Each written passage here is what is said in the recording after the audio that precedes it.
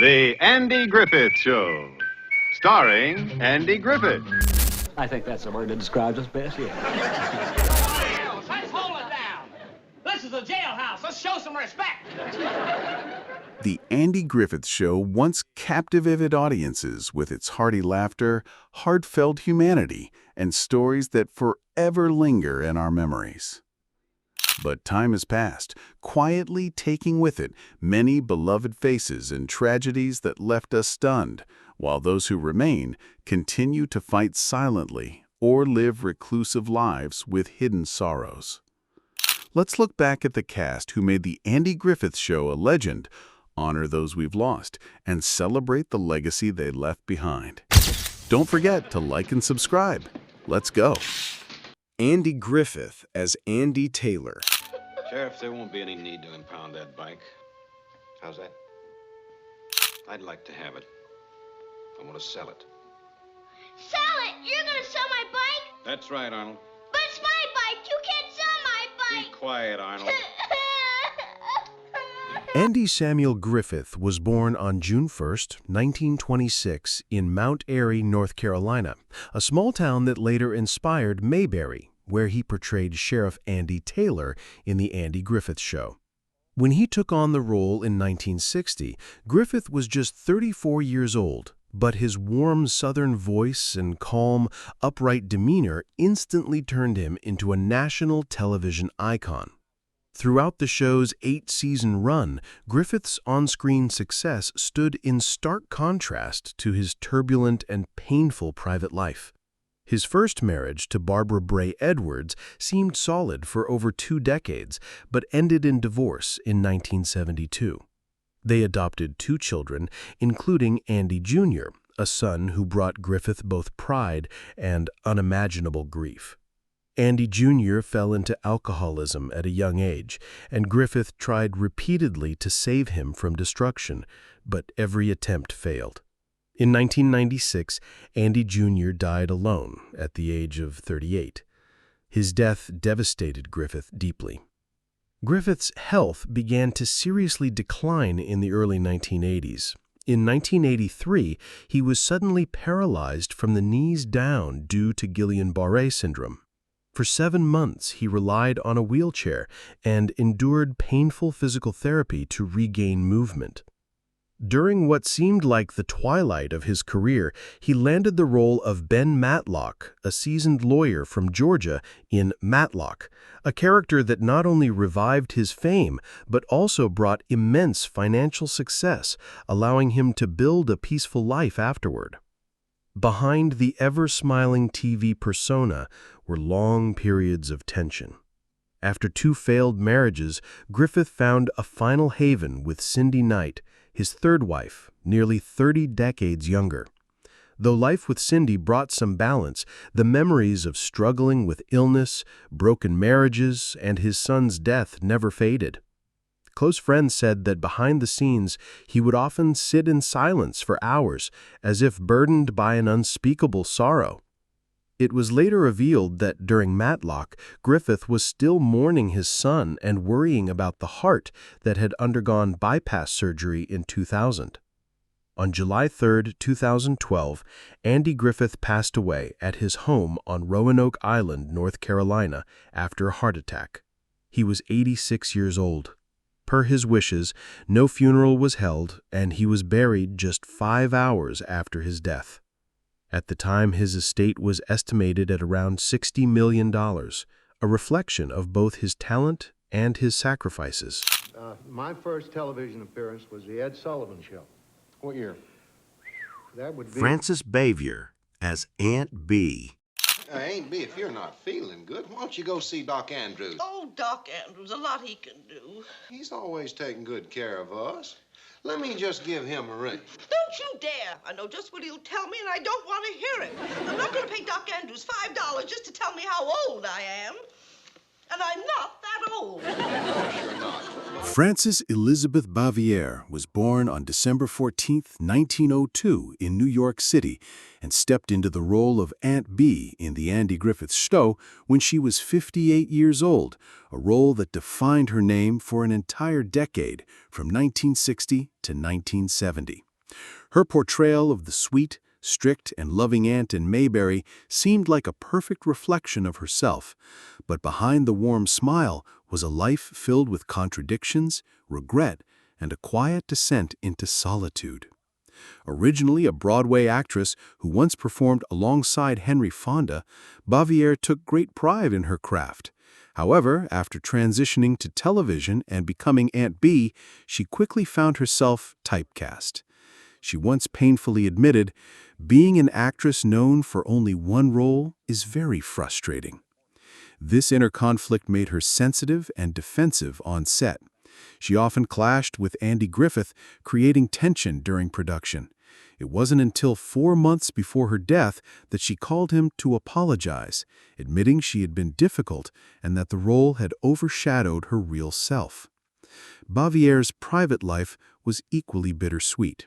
She never married, had no children, and spent her later years completely reclusive in Siler City, North Carolina, where she bought a small house after retiring from show business in 1972. Locals rarely saw her. She was known only as a distant elderly woman who lived with more than a dozen cats and avoided all public attention. Yet few knew she had left behind a $100,000 trust for the Siler City Police Force, a quiet but deeply meaningful act of gratitude.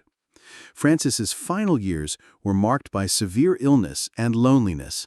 She was hospitalized in November 1989 with multiple serious conditions: congestive heart failure, heart attack, breast cancer, and COPD. Just 2 days after being released, she passed away at her home on December 6, 1989, only 8 days before her 87th birthday. Her estate was estimated at around $700,000, a modest sum for someone so famous, reflecting the simple life she chose after fame. Don Knotts as Barney Fife. The first rule is obey all rules. Secondly, do not write on the wall, as it takes a lot of work to erase writing off of walls. You're the one's been riding around on the sidewalk knocking folks over, ain't you? I'll tell my dad about this, then you'll be sorry. Oh, go ahead and tell him and see if we care. Nah. Don Knotts, born July 21, 1924, took on the role of Deputy Barney Fife in The Andy Griffith Show when he was 36 years old. The character of Barney, nervous, bumbling, and famously carrying only one bullet in his shirt pocket, was not only the comedic soul of Mayberry, but also won Knotts 5 prestigious Emmy Awards. Yet behind the stage lights, his real life was a series of personal losses, psychological struggles, and a lingering loneliness that followed him to the end. Growing up in a poor family in West Virginia, Don was the youngest child of an alcoholic father suffering from mental illness. His father often threatened him with a knife, creating an atmosphere of terror that turned Don into a quiet, withdrawn child. His father died when Don was just 13, leaving him to live in a shabby boarding house with his mother and 3 brothers. Those early wounds became the emotional wellspring of his anxious yet hilarious characters later in life. Don once said he didn't play Barney, he was Barney. His brilliant career couldn't fix his unstable personal life. Knotts went through 3 marriages, 2 of which ended in divorce. He raised his daughter as a single father, but was haunted by feelings of inadequacy. Friends described him as a sweet but insecure man, always worrying about his health and self-worth. As he aged, he became increasingly reclusive. Macular degeneration left him nearly blind, forcing him to give up stage and television and live his final years in near total darkness. On February 24, 2006, Don Knotts died in Los Angeles due to pneumonia complications linked to lung cancer. He was 81 years old. He was laid to rest at Westwood Memorial Park, the same cemetery where his close friend and co-star John Ritter would later be buried, a man Knotts considered a surrogate son. A bronze memorial plaque was added years later, etched with images of his most famous roles, including Barney, the lifelong companion, and the mask he never truly took off. His net worth at the time of his death was estimated around $20 million, the reward for decades spent bringing joy to others. I had focused all my attention in that direction, and Howard McNeer as Floyd Lawson.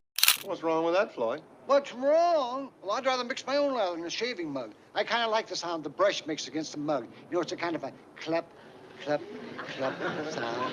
Howard Trebell McNeer was born on January 27, 1905, and joined the Andy Griffith Show when he was 55 years old, portraying Floyd Lawson, the quirky, chatty, yet friendly barber of Mayberry.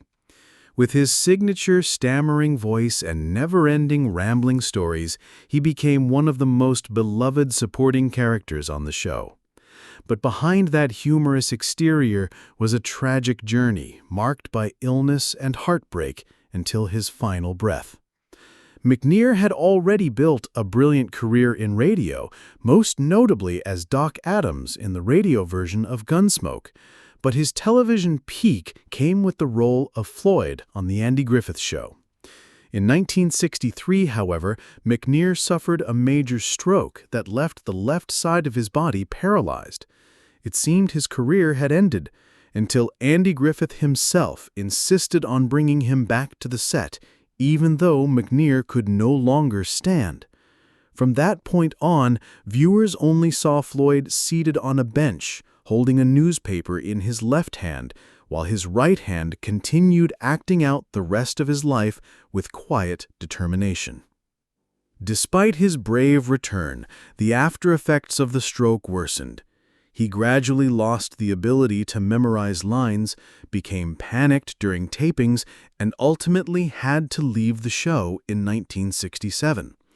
In his final appearances, he was filmed sitting in a car or shot from a distance. Off-camera, he frequently suffered emotional breakdowns, haunted by the feeling that he was no longer himself. Howard McNeer passed away on January 3, 1969, just weeks before his 64th birthday, at the Veterans Hospital in California.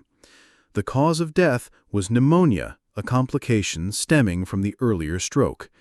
He died quietly, leaving behind his wife Helen and son Christopher, as well as a character etched forever in the memories of millions.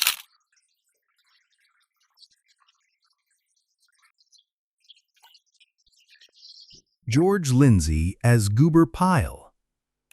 They're doing it, they're doing it. Be quiet. Hey, Andy. Come on, Andy. Hey, way to go. Hey, oh, honey. Hey, way to go, Andy.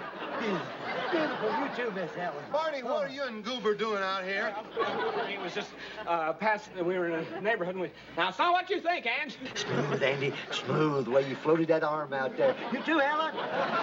George Smith Lindsay was born on December 17, 1928, in Alabama, and stepped into the role of Goober Pyle in The Andy Griffith Show in 1964 when he was 35 years old.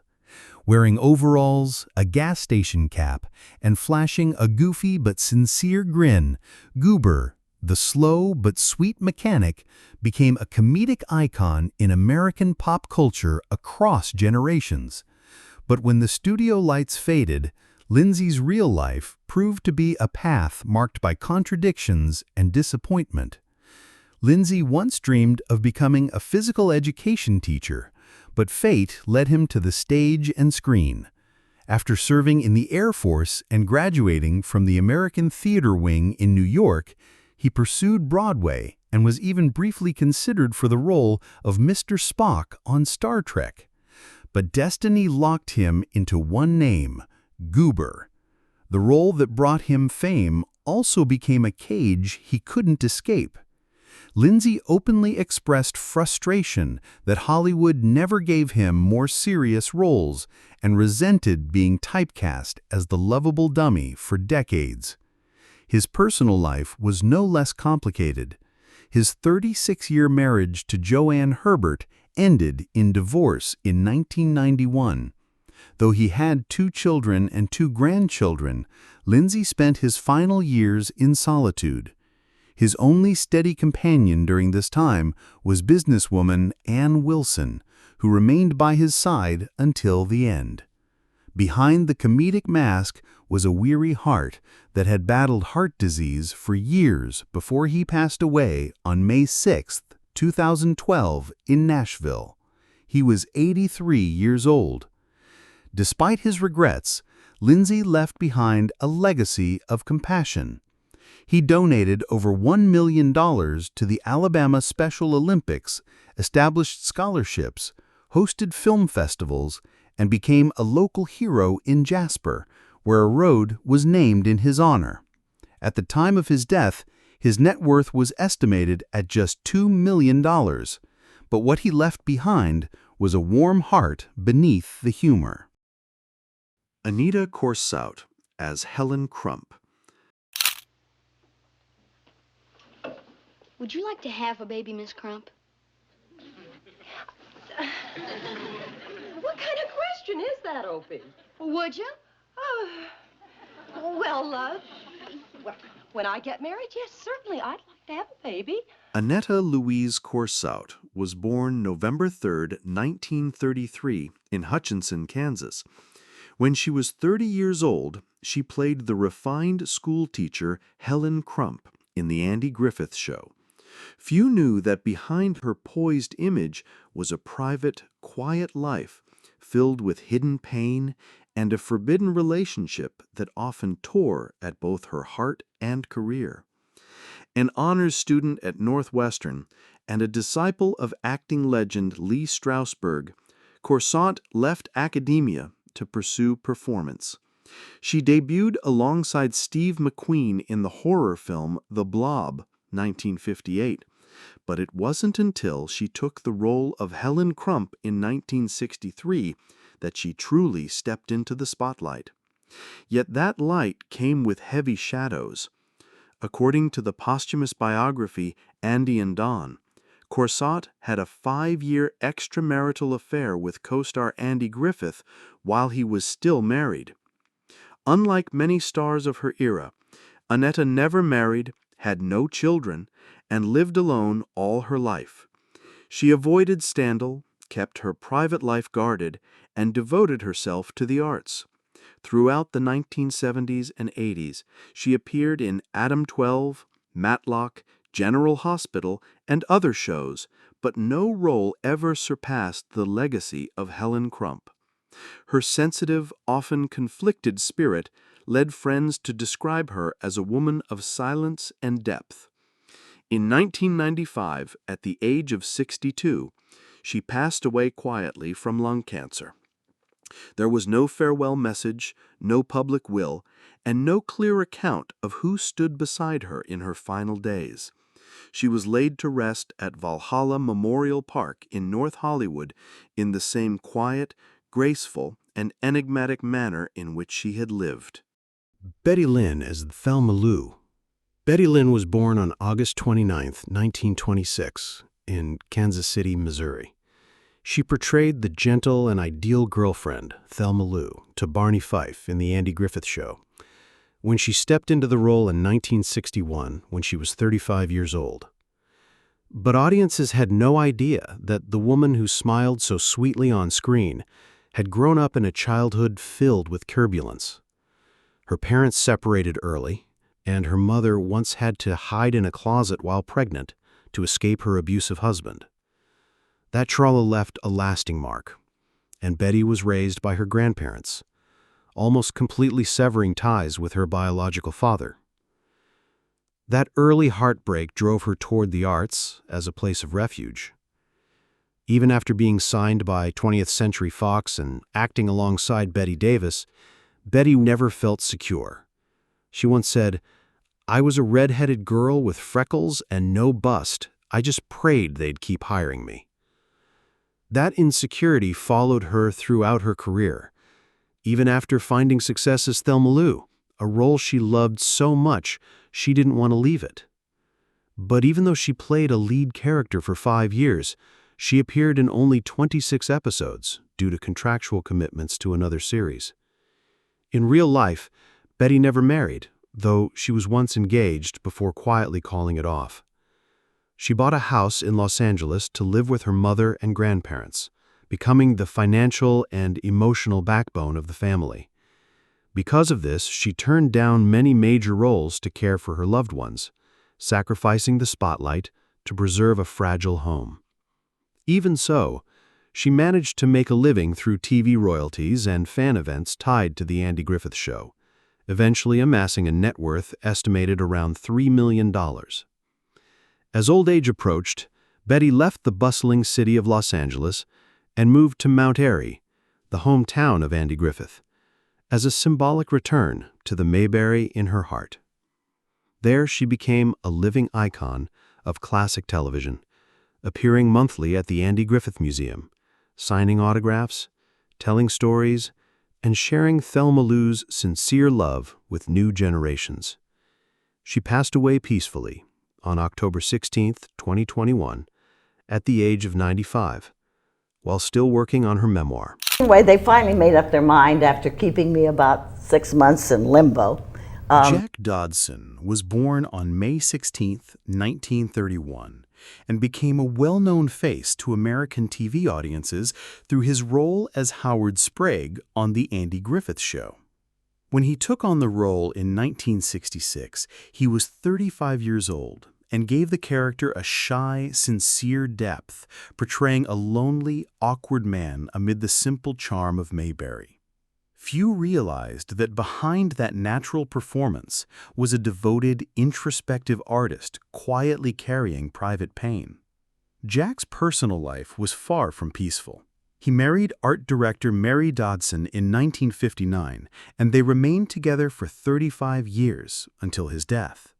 Their marriage was described by colleagues as quiet but profound, a rare love in the entertainment world. Yet it was that very love that made his final years heavier, especially after he was diagnosed with cancer. Dodson kept his illness hidden from both family and the public, continuing to perform in television and theater until his final months, as if clinging to unfinished dreams. As the illness progressed, he refused invasive treatments, not wanting to become a burden to his wife. When he died in Los Angeles on September 16, 1994, at the age of 63, many close friends only then learned he had been silently battling cancer for over 2 years. His death stunned the television community, not only for the loss of a familiar face, but for his quiet endurance and unwavering dedication to the craft until the very end. Well, as you all heard, I come from a small town called Mayberry. And Hope Summers as Clara Edwards.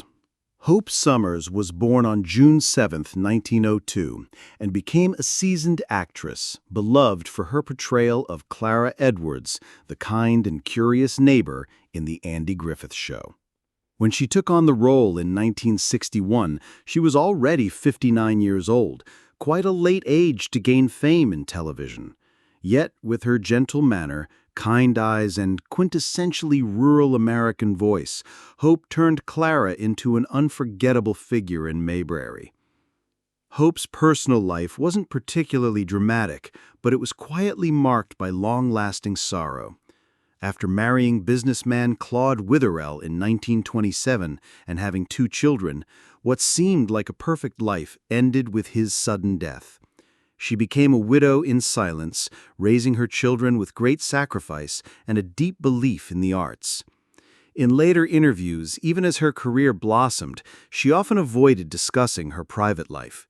Few would have guessed that this former speech teacher from an intellectual family in Illinois would pursue acting into her senior years. She broke into film late, first credited in Zero Hour in 1957 at age 55, followed by dozens of delightful supporting roles in more than 30 television shows. She was also cherished for voicing Mrs. Butterworth in a long-running series of commercials for nearly 2 decades. But even fate can't hold back time forever. By the mid-1970s, she began experiencing symptoms of heart failure, though she continued working until she physically could not. On June 22, 1979, Hope Summers passed away at the age of 77, quietly, just like the way she had always appeared on screen.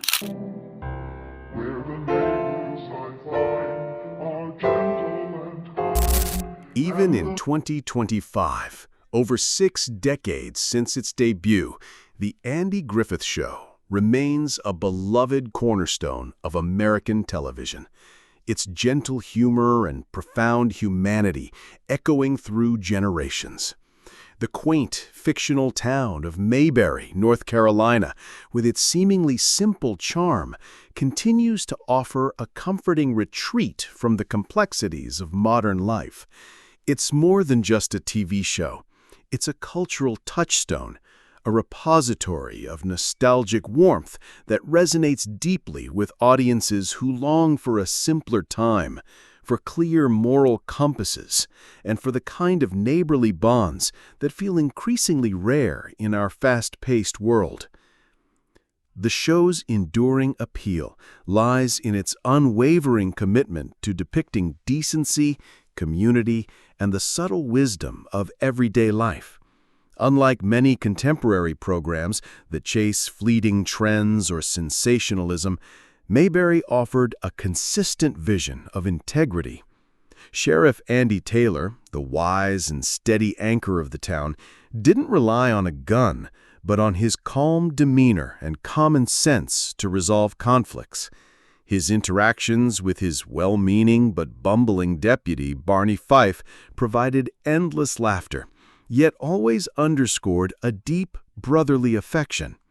These characters, alongside the sweet-natured Aunt Bee, the philosophical barber Floyd Lawson, the lovable mechanic Goober Pyle, and the steady schoolteacher Helen Crump, created a tapestry of personalities that felt genuinely real. They weren't flawless, but their imperfections only made them more relatable, more human. What makes the Andy Griffith Show's legacy particularly powerful in 2025 is its stark contrast to the often cynical and divisive narratives prevalent in today's media landscape. Mayberry presented a world where problems, no matter how perplexing, could be solved with empathy, patience, and a good dose of humor. It taught viewers about forgiveness, understanding, and the importance of looking beyond superficial differences to find common ground. The lessons embedded in each episode about honesty, friendship, and the quiet dignity of ordinary lives are not just timeless, they feel more essential than ever. As society grapples with increasing fragmentation and digital disconnection, the show serves as a gentle reminder of the power of genuine human connection and the value of a supportive community. The show's influence extends beyond mere entertainment.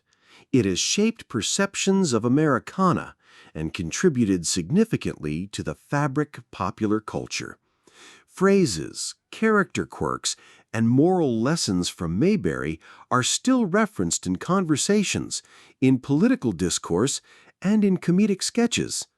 It's a testament to the writers, directors, and especially the talented cast who brought these characters to life with such conviction and heart. Each actor, as we've explored, carried their own personal journeys and struggles, yet together they crafted an on-screen world that radiated warmth and authenticity. Their dedication, often born from personal sacrifice, forged a bond with the audience that endures decades later. As we reflect on the remarkable longevity of The Andy Griffith Show, it's clear that its legacy is not just about laughter. It's about the profound impact it has had on our collective consciousness. It invites us to pause, to appreciate simplicity, and to remember the fundamental goodness that can exist within a community. It's a comforting thought in a rapidly changing world that Mayberry remains a constant, a place we can always visit to find a smile, a lesson, and a sense of belonging.